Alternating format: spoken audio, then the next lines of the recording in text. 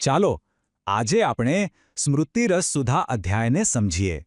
આ એક એવો ગ્રંથ છે જે આપણને પ્રાચીન ભારતીય આચરણ અને જીવનશૈલીના મૂળભૂત સિદ્ધાંતો વિશે ઊંડાણપૂર્વક સમજાવે છે. તો આજના પાઠમાં આપણે શું જોવાના છીએ? સૌથી પહેલાં આપણે સમજીશું કે સ્મૃતિશાસ્ત્ર એટલે શું. પછી એના 3 મુખ્ય આધારસ્તંભો વિશે વાત કરીશું. ત્યાર પછી આપણે 8 ખાસ શ્લોકોની એક ઝલક લઈશું અને જોઈશું કે આચરણના કેવા પરિણામો આવે છે.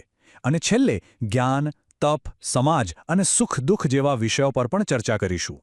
સારું, તો ચાલો શરૂઆત કરીએ આપણા પહેલા મુદ્દાથી. આ સ્મૃતિશાસ્ત્ર આખરે છે શું? એનો અર્થ શું થાય છે? ચાલો એને સમજીએ. જુઓ, સ્મૃતિ શબ્દનો સીધો સાદો અર્થ થાય છે યાદ કરવું. પણ અહીં એનો અર્થ ઘણો ઊંડો છે. આ એવા ગ્રંથો છે જે મનુષ્યને પોતાના ધર્મ એટલે કે સાચા કર્તવ્યોને યાદ કરાવવામાં મદદ કરે છે. અને હા, આ કોઈ એક જ પુસ્તક નથી. સ્મૃતિશાસ્ત્ર તો સાહિત્યનો એક આખો ભંડાર છે. એમાં શ્રૌત, ધર્મ અને ગૃહ્ય સૂત્રો છે.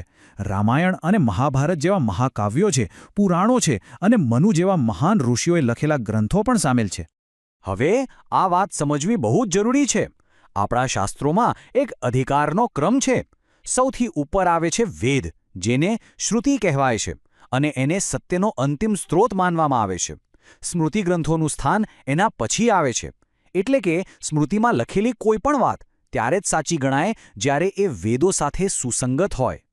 ચાલો હવે આગળ વધીએ અને જોઈએ કે આ સ્મૃતિશાસ્ત્રનું આખું માળખું કેવી રીતે ગોઠવાયેલું છે. એના મુખ્ય ભાગો કયા છે?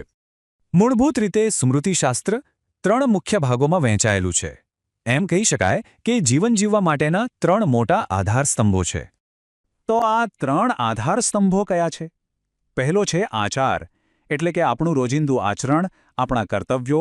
બીજો છે વ્યવહાર, જેમાં શાસન, કાયદો અને સમાજની વ્યવસ્થાની વાત છે. અને ત્રીજો છે પ્રાયશ્ચિત, જેમાં ભૂલો સુધારવા અને પાપોમાંથી મુક્તિ મેળવવા માટેના ઉપાયો બતાવ્યા છે. આજના આ પાઠમાં આપણે આ 3માંથી જે પહેલો આધારસ્તંભ છે એટલે કે આચાર, એના પર ધ્યાન કેન્દ્રિત કરીશું. અને એને સમજવા માટે આપણે 8 પસંદ કરેલા શ્લોકોનો અભ્યાસ કરીશું. તો આ 8 શ્લોકોમાં શું જાણવા મળશે? એક નાનકડી ઝલક લઈ લઈએ. એમાં અધર્મી જીવનના 4 તબક્કા, સ્ત્રીઓનું આદર્શ સ્થાન, જ્ઞાન મેળવવાની પ્રક્રિયા, વિદ્વાનના કર્તવ્યો, જ્ઞાન અને તપની શક્તિ, સારા અને ખરાબ આચરણના પરિણામો અને છેલ્લે સુખ-દુઃખની વ્યાખ્યા જેવા વિષયોનો સમાવેશ થાય છે. હવે આ શ્લોકોને વધુ સારી રીતે સમજવા માટે આપણે એને વિષય પ્રમાણે જોઈએ. શરૂઆત કરીએ આચરણ અને એના પરિણામોથી.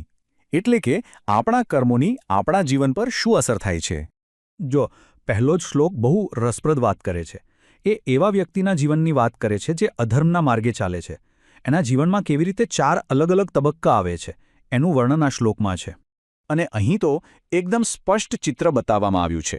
શ્લોક 6 અને 7માં 2 અલગ-અલગ રસ્તા બતાવ્યા છે. એક છે દુરાચારનો, એટલે કે ખરાબ આચરણનો, જે નકારાત્મક પરિણામો તરફ લઈ જાય છે. અને બીજો રસ્તો છે સદાચારનો, એટલે કે સારા આચરણનો, જે સકારાત્મક પરિણામો લાવે છે.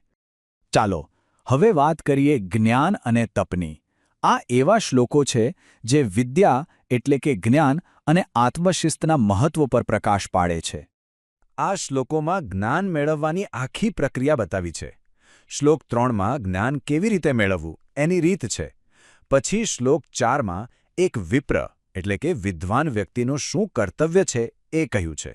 અને શ્લોક 5 તો એનાથી પણ એક ડગલું આગળ વધીને કહે છે કે જ્યારે જ્ઞાન અને તપ બંને ભેગા થાય ત્યારે એની શક્તિ કેટલી વધી જાય છે. અને હવે આપણે આવી ગયા છીએ આપણા છેલ્લા વિભાગ પર.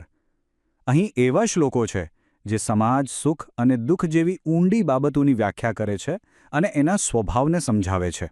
આ ગ્રંથોમાં સામાજિક ભૂમિકાઓની પણ ચર્ચા છે. ખાસ કરીને બીજો શ્લોક સમાજમાં સ્ત્રીઓનું આદર્શ સ્થાન કેવું હોવું જોઈએ એની એક રૂપરેખા આપે છે. અને 8મો શ્લોક જે છેલ્લો છે એ બહુ જ મહત્વનો છે. એ માત્ર સુખ-દુઃખ વિશે વાત નથી કરતો, પણ એની સ્પષ્ટ વ્યાખ્યા આપે છે કે ખરેખર સુખ એટલે શું અને દુઃખ એટલે શું. આ એકદમ મૂળભૂત વ્યાખ્યાઓ છે. ટૂંકમાં કહીએ તો આ બધા શ્લોકો મળીને આપણને એ જીવનશૈલી અને મૂલ્યોની ઝાંખી કરાવે છે જે હજારો વર્ષોથી ભારતીય સમાજનો સાંસ્કૃતિક પાયો રહ્યા છે. આ એ દૃષ્ટિકોણ છે જે સદીઓથી ટકી રહ્યો છે. फ्रेंड्स, इस वीडियो को पूरा देखने के लिए आज ही फ्लेक्सी टीचर ऐप सब्सक्राइब करें, जहां आपको मिलेंगे animated videos, digital books, text book solutions, notes, DPP और क्विज. और हाँ, flexi teacher app mobile, TV और कंप्यूटर पर अवेलेबल है. और अगर आपके पास इंटरनेट नहीं है तो तुरंत ऑफलाइन सेट टॉप बॉक्स के लिए संपर्क करें. Flexi teacher, the one you needed.